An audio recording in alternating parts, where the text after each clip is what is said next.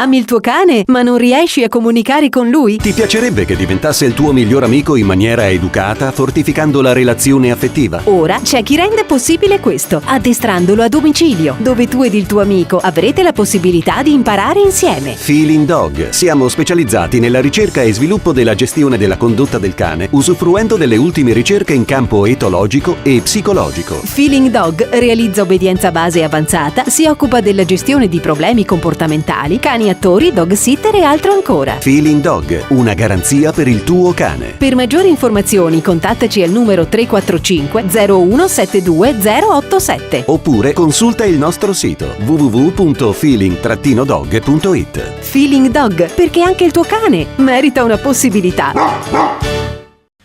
Stavamo chiacchierando dietro le quinte addirittura in spagnolo. Hola, hola, buongiorno. Buongiorno, hola, hola a tutti gli ispanici all'ascolto. Ah beh, sì. non c'è Perché nulla ci da sono fare. anche Sì, loro. sì, mamma mia.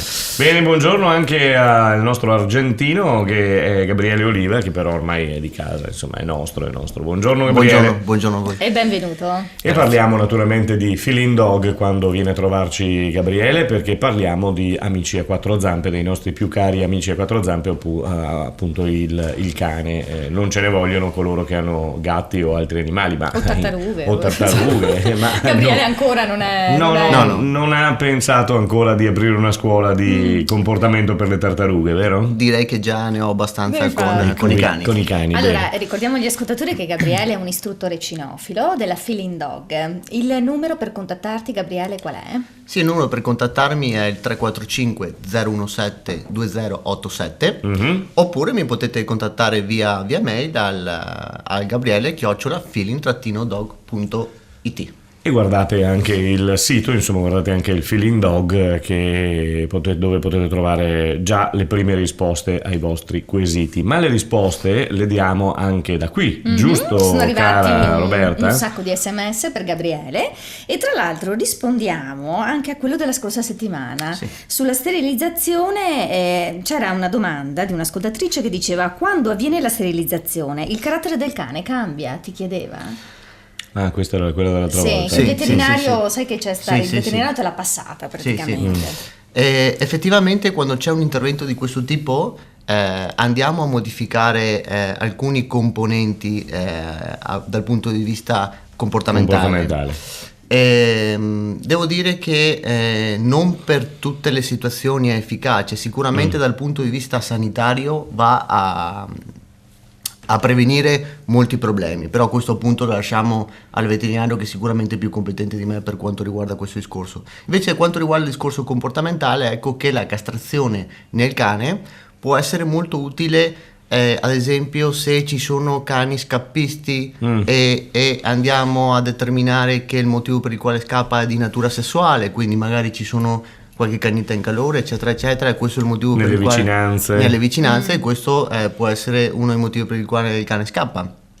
Poi può essere per motivi di aggressione intraspecifica, ok? Quindi ecco che il cane può avere alcuni conflitti a livello aggressività con altri individui e quindi se non è già passato troppo tempo, diciamo che la castrazione va a aiutare molto per fare un'eventuale terapia comportamentale. Ecco, io qua voglio fare un inciso che purtroppo spesso sento parlare in giro, che si dice: boh, nel mio cane è magari aggressivo con altri cani, lo castro e sono a posto. Non è proprio così, cioè voglio dire, questo va sempre accompagnato da una terapia comportamentale, anche perché se si va a fare un intervento di quel tipo per non andare a chiamare un addetto ai lavori per quanto riguarda la gestione del comportamento, è fargli un torto al cane dal mio punto di vista. Quindi mi raccomando,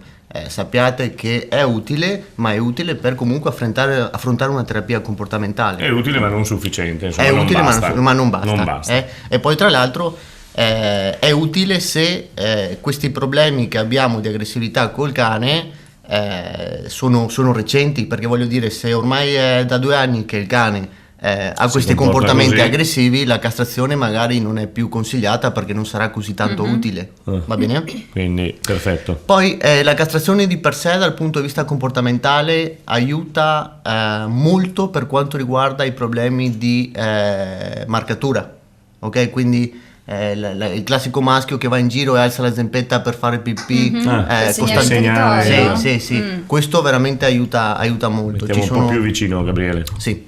Ci sono alcuni casi dove il cane costantemente va a marcare anche dentro casa e devo dire che questo tipo di intervento, secondo la mia esperienza, veramente aiuta quantomeno di un 60%, ok?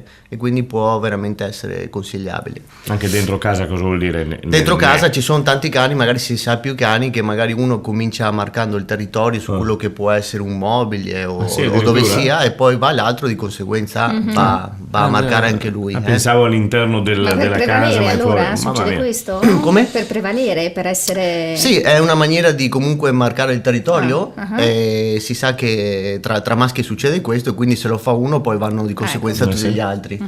Siamo uomini, siamo maschi, quindi così. È un susseguirsi, insomma, va bene.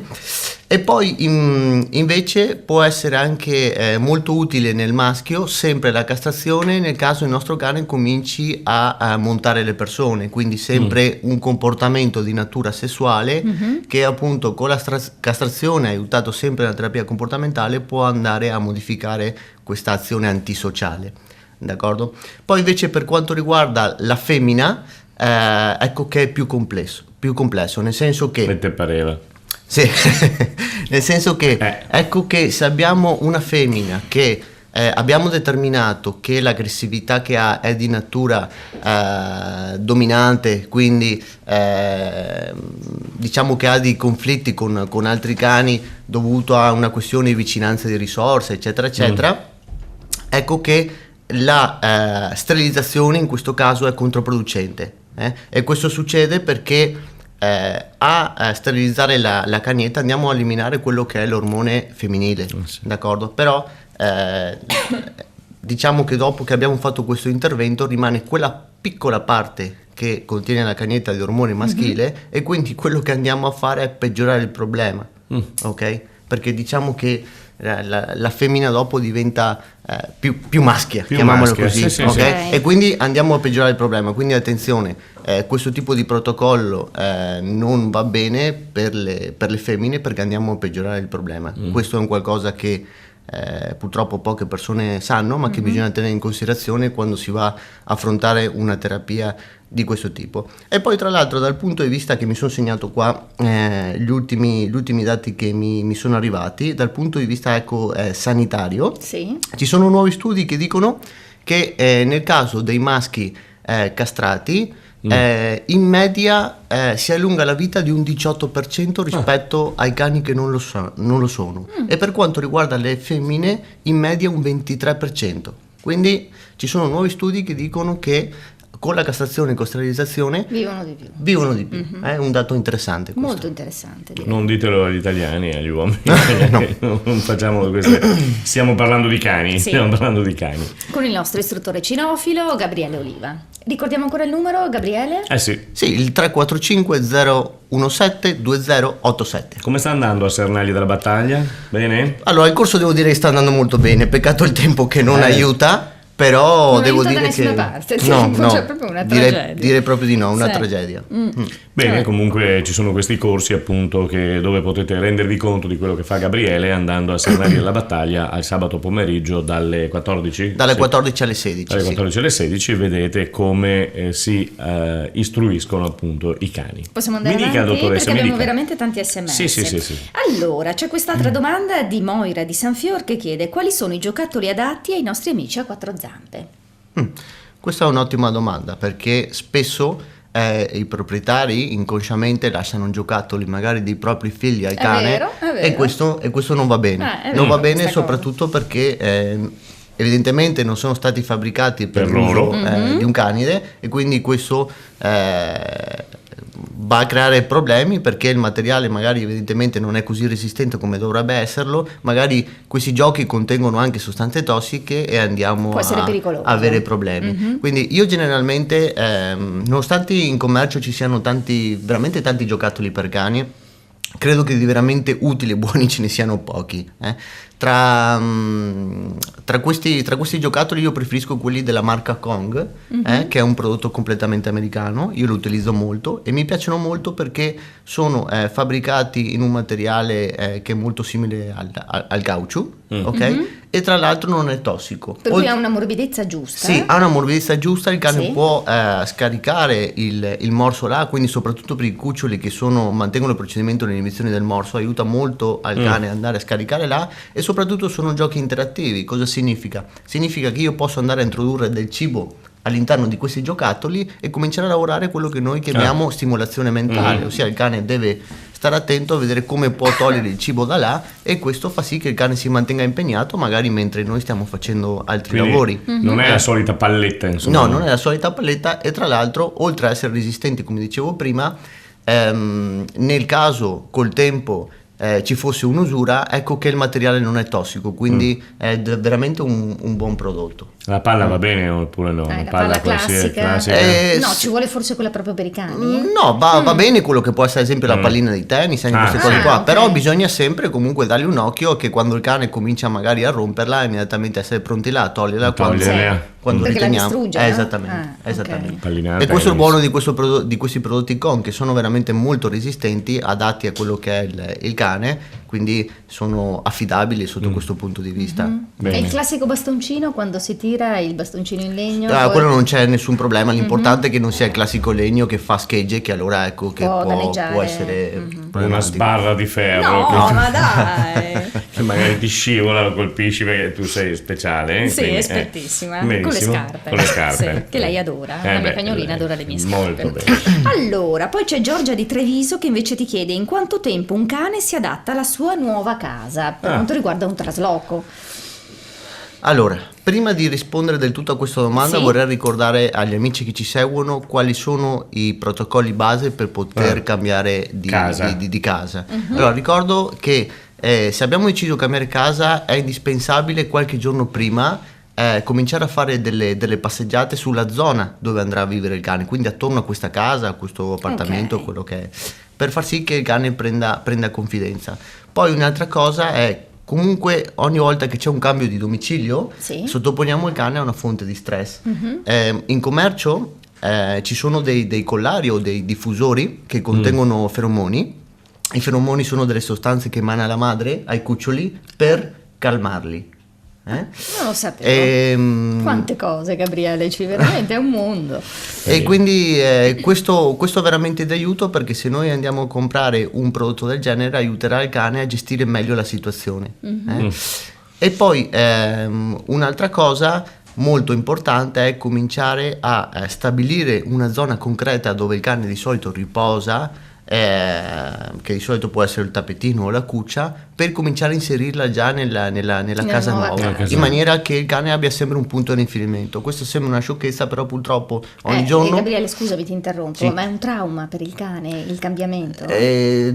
Allora, non so se definirlo trauma, ma sì che è una grande fonte di stress, perché ogni volta che praticamente lo stiamo per noi, sottoponendo esattamente a un cambio nell'ambiente, quindi sicuramente insomma ha qualche difficoltà.